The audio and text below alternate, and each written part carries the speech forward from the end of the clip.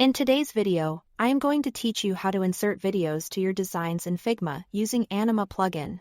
By the end, you will be able to place a playable video right where you want it in your prototype and preview it in the browser so it feels like a real product. Start by opening your design in Figma with your file ready. Open the plugin launcher by pressing Ctrl+K. In the search field, choose Plugins. Type Anima and run the Anima Figma to code plugin.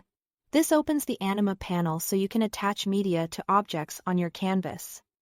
Next, draw a rectangle or a frame exactly where you want the video to appear. Think of this shape as the video's container. Size it to the dimensions you need and position it within your layout. The video will inherit this container's size, so set it up carefully, with that rectangle or frame in place. Open the Anima plugin panel and log in. Go to the Link tab and select Media. Make sure your rectangle or frame is selected in Figma when you do this, so Anima knows where to place the video. If you are aiming for a full frame moving background instead of a regular video element, you can choose the background video option as an alternative. Now add your video source. If you have a hosted video, paste a direct link from YouTube, Vimeo, or a video file URL. If your video is on your computer, click the plus upload file button within the Anima Media tool.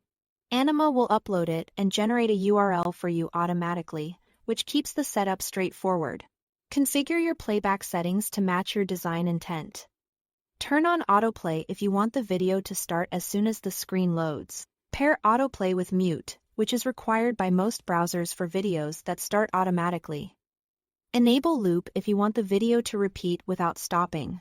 Hide controls removes the default player bar for a cleaner look. And use cover to display a cover image, which helps maintain a polished design while the video loads. When you are happy with the setup, click Save. Then use Preview in browser to see the video playing live. Remember, videos won't play inside the regular Figma canvas.